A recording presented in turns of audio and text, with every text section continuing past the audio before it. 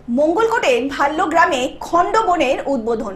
কাটোয়া গাছ গ্রুপের পক্ষ থেকে পূর্ব বর্ধমান জেলার মঙ্গলকোটের ভাল্যগ্রামে খণ্ডবনের উদ্বোধন হলো। এদিন 20টি খণ্ডবন উদ্বোধন করার উদ্যোগ নিয়েছে কাটোয়া গাছ গ্রুপ। এই অনুষ্ঠানে উপস্থিত ছিলেন কাটোয়ার forest range officer Shibprasad Sinha, Bardhaman গাছ গ্রুপের প্রিয়ব্রত পাজা, শেখ মিসকেন এবং কাটোয়া গার্লস গ্রুপের বাপন মীর সহ অন্যান্যরা।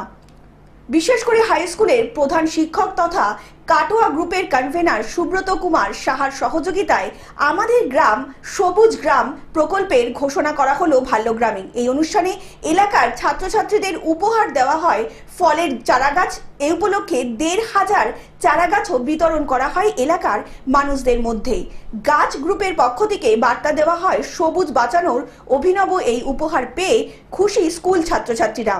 কাটোয়ার গাছ গ্রুপের এইরকম উদ্যোগকে সাধুবাদ জানিয়েছেন সকল এলাকাবাসী। আজকে মঙ্গলকোট থানার ভাল্যগ্রামে কাটোয়া গাছ গ্রুপের পক্ষ থেকে আমাদের সবাইকে গাছ বিতরণ করা হলো গাছ লাগানোর উদ্দেশ্যে। তো খুবই ভালো উদ্যোগ। আমরা আরো চাইবো যে গাছ যাতে বেশি বেশি করে লাগাতে পারি, পরিবেশকে রক্ষা করতে পারি। পূর্ব বর্ধমান থেকে রাহুল রায়ের রিপোর্ট, গ্লোব নিউজ। এখন থেকে গ্লোব টিভি দেখুন আপনার স্মার্টফোনেও। গুগল প্লে স্টোর অথবা অ্যাপল স্টোর থেকে ডাউনলোড করুন গ্লোব টিভি লাইভ অ্যাপ। এছাড়া জিও টিভি অ্যাপ থেকে দেখুন গ্লোব টিভি লাইভ।